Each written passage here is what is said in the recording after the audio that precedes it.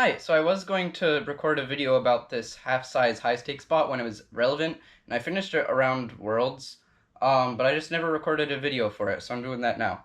So yeah, I'll show you what this is about. So the bot has the normal aspects of a high-stakes bot. It has an arm like this, and then this raises the passive hang, so it would drive backwards and then hang on this, which I 3D printed, and it should be at the correct height. But yeah, so it just hangs there, and then it should balance at some point, depending on where I put the arm. And then also the arm, it's like able to put the rings on there, so I take a ring. And this doesn't work as well as it's supposed to, because I printed this a little too thick on accident, out of TPU. But so this would go up, and then it would go and put that on. So that's basically how it would go. These rubber bands keep it from coming off when the intake spins, and then this, like, you can just see it would go something like that, but it's a little too thick, so it doesn't work. But yeah, so this cannot go 360. It does have a limit, which I programmed in, but I'm not gonna do that just because that takes more effort. Also on this, I have these two arm pieces, so you spin the motor one way, and it tightens the string and rubber band on one side and then loosens it on the other so it can drop, so it can clear out the corner. So this is really interesting because I don't really have pneumatics to work with still. So it would spin and push those, and then you spin the motor in the other direction, it winds that one up, and then it releases the other. So yeah, that's how it works.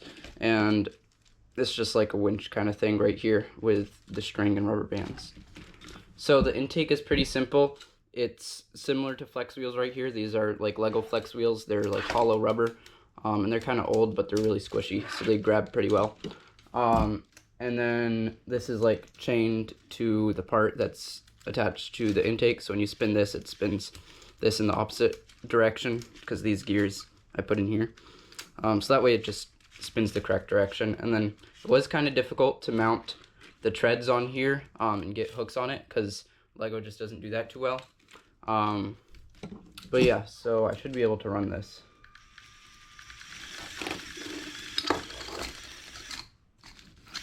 And that's how it would spin. And then if I give it a goal, also for the clamp, it does use a motor because I just don't have pneumatics.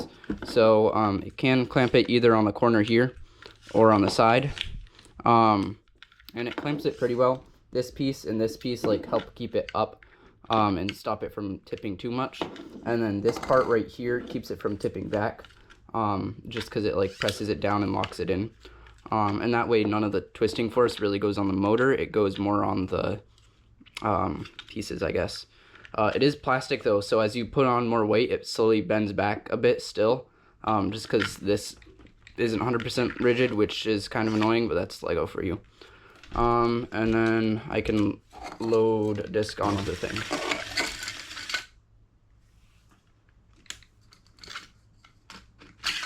And again, I did make the tip too stiff, so it doesn't work too well. So the bot also has the same drivetrain as last time. It just has two wheels in the middle and then two half Omni wheels on the edges, so that way it's still able to bounce to some degree, and then it doesn't have too much resistance when it spins. And it's just powered by a regular Mindstorms motor. And that's about it for this bot. I hope to see you in the next video. Bye!